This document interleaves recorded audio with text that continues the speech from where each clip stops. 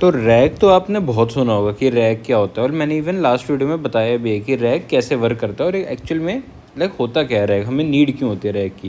तो तुमने एक चीज़ नोटिस की थी, रैग में एक चीज़ थी, उसका नाम था वेक्टर डीबी। कहाँ आता था एक बार तुम्हें चलो याद दिला देता हूँ। जब भी यूज़र एक क्वेरी पूछता था, सबसे पहले तो बैकएंड में क्या हुआ होता था कि एक जो भी यूनिवर्सिटी या कॉलेज या जो भी हैं ऑर्गेनाइजेशन जिन्होंने अपना डॉक्यूमेंट प्रोवाइड किया है, उसके चंक्स बनते थे। वो चंक्स एक एक करके मैथमेटिकल नंबर्स में कन्वर्ट होते थे और वो एक डेटाबेस में स्टोर होते थे। उस डेटाबेस को हम कहते थे वेक्टर डीबी। समझे? तो एक सवाल आया तुम्हारे मन में कि हम वेक्टर डीबी क्यों यूज़ करते हैं, हम सिंपल डीबी क्यों नहीं यूज़ करते। डीबी क्या है? डेटाबेस है। डेटाबेस का क्या मतलब है? कहीं डेटा स्टोर हो रहा है, यही होता है ना डेटाबेस का मतलब। तो हमें एक चीज़ बताओ कि हम ये यूज़ क्यों नहीं करते, हम सिर्फ वेक्टर डीबी ही यूज़ क्यों करते हैं। आज तो मैं बता देता हूँ।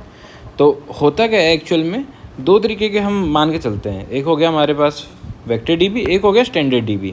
वेक्टर डीबी का हमें पता लग गया कि वो रैक के लिए यूज़ होता है। स्टैंडर्ड डीबी कहीं भी यूज़ होता है। तुमने देखा ना, हम कोई भी चीज़ स्टोर करनी हो हम डायरेक्ट डेटाबेस में करते हैं। माई एसक्यूएल हो गया हमारा, पोस्टग्रेस हो गया, जितने भी अलग अलग डेटाबेस हैं वो सारे हो गए। पर रैग में ना, जब भी तुमने रैग किया, मैंने तुम्हें बताया था कि एक चीज़ होती है that is similarity search. Similarity search क्या होती है कि वो कीवर्ड बेस पे नहीं होती है। कि मान लो मैं कह रहा हूँ कि देयर इज़ अ कैट। अब मेरे को जब भी मैं कोई क्वेरी पूछ रहा हूँ, अगर उसमें कैट वर्ड है तो ये वाला आंसर ले आए, तो ये तो हो गया फिक्स्ड यार, ये तो कीवर्ड की बेस पे होगी सर्चिंग ना। पर अगर मैं कहना चाहता हूँ कि फॉर एग्जांपल अगर मैं कॉलेज का एग्जांपल लूँ तो मैं कहूँ what is the fees of B Tech CSE। ठीक है, तो ये एक क्वेरी होगी जो स्टोर है बैकएंड में, डेटाबेस में स्टोर है कि इसका आंसर पड़ा हुआ है हमारे पास। पर वहीं एक यूज़र आए जो बोले कि how much money do I have to pay for this particular BTech CSE program. अगर वो ऐसे कुछ कहे सेम चीज़, तो तुम बताओ दोनों मीनिंग तो सेम है पर वर्ड अलग अलग हैं। इसमें सिर्फ बीटेक CSE सेम आ रहा है, अगर वो दिस प्रोग्राम बोल दे फिर। समझ रहे हो ना कि यहाँ पे फिर सिमिलरिटी सर्च काम आता है। यहाँ पे जो स्टैंडर्ड हमारा कीवर्ड वाला सर्च होता है वो नहीं हो सकता। तो यही एक मेन डिफरेंस है कि जो हमारा वेक्टर डीबी होता है वो हमें सिमिलरिटी सर्च करने की पावर देता है, पर जो स्टैंडर्ड डीबी होता है वो नहीं देता। कैसे, वो बताता हूँ, आ जाओ। तुम्हें पता है ना, अगर हमारे पास लार्ज डेटा हो तो हम इंडेक्सिंग करते हैं। अब मान लो तुम्हारे पास 10 डेटा है, 10 डेटा में कोई एक चीज़ सर्च करनी है, कर लोगे, उसमें कोई दिक्कत नहीं है।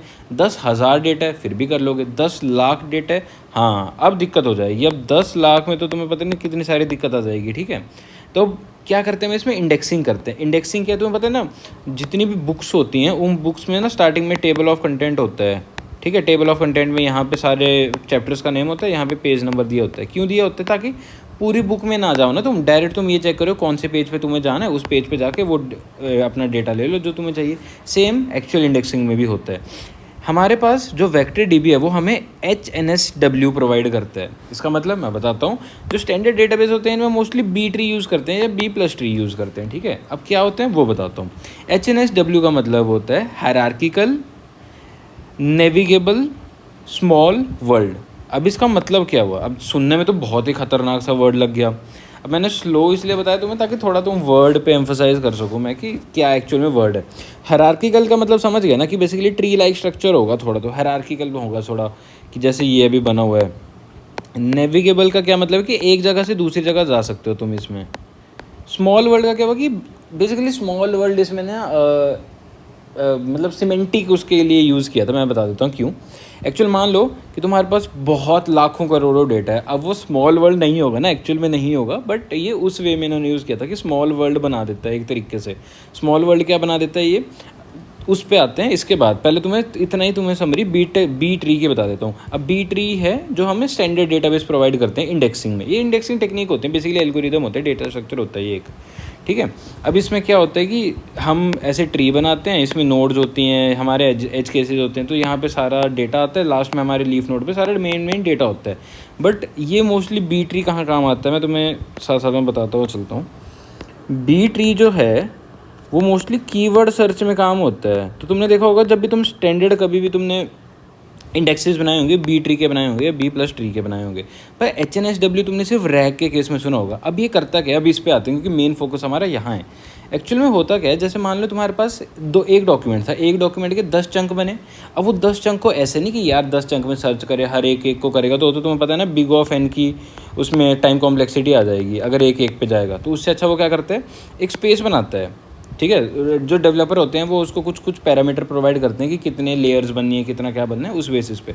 ठीक है, उतना हम डीपली नहीं जाएंगे, मैं तुम्हें ऊपर से इसका ओवरव्यू दे रहा हूँ। सबसे पहले क्या होता है, एक डॉक्यूमेंट के 10 चंक बन गए। पहला चंक आया, दूसरा चंक बना, उसके कितना क्लोज है, सिमिलैरिटी बेसिस पे स्टोर होते हैं ये भी। एक तीसरा चंक है जो बहुत ही दूर है, मतलब वो बहुत ही कम सिमिलर है। चौथा चंक है जो बहुत मतलब मीडियम जैसे पे है। पाँचवा चंक है जो बहुत ही पास है। तो ये सारे आपस में भी एक एक करके कनेक्टेड होंगे।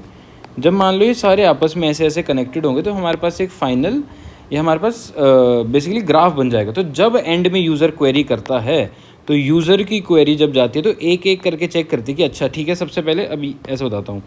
सबसे पहले यहाँ चेक करेगी जो मेन नोड है कि यार इससे सिमिलर है। क्यों? हम क्योंकि डॉट प्रोडक्ट निकालते हैं जब भी जो मैथमेटिकल कुछ फार्मूला लगाते हैं, तो हम अभी मान के चलो कुछ फार्मूला लगाते हैं, यहाँ पे पहुँचे देखते हैं कि इस क्वेरी के सिमिलर है जो हमें चाहिए, नहीं है। तो एक तो इसका स्कोर इसे पता लग गया कि कितना, मान लो 0.6 आया। अब देखेगा कि इसके जो नेबर हैं, इसके नेबर क्या हैं, एक ये है, इसका एक नेबर ये, इन दोनों के देखेगा। अगर इन दोनों में से किसी का मान लो इसका सही आया है, तो अब ये ज़्यादा क्लोज लग रहा है तो ऊपर वाले का तो काम है ही नहीं, तो अब इस पर देखेगा इसके नेबर क्या क्या हैं, ये है और ये है। तो इन तीनों में देखेगा, मान लो इसे लग गया ये है, तो टॉप 1 चंक इसका ये हो गया। जब हम मान लो हम कह रहे हैं कि सबसे जो मैच कर रहा है वो टॉप 1 लेके आओ, तो ये इसे रिटर्न करेगा। सेकंड बोलेंगे फिर इसे, फिर थर्ड मतलब जो भी थर्ड होगा फिर उसे। तो ऐसे करके तुम्हारा HNSW वर्क करता है, और ऐसे तुम्हारा वेक्टर डीबी इसमें हेल्प करता है, क्योंकि HNSW प्रोवाइड करता है वेक्टर डीबी। ये सारी फंक्शनैलिटी जितनी भी हैं मैंने तुम्हें बताया, हायरार्किकल, नेविगेबल, स्मॉल वर्ल्ड, ये जो ग्राफ वाली पूरी फंक्शनैलिटी, ये सारे तुम्हें वेक्टर डीबी प्रोवाइड करता है। स्टैंडर्ड डीबी में ये फीचर नहीं होता। स्टैंडर्ड डीबी तुम्हें सिमिलैरिटी सर्च नहीं करने दे पाएगा। अगर तुम्हें इससे थोड़ा भी नॉलेज मिले तो प्लीज़ लाइक करना वीडियो।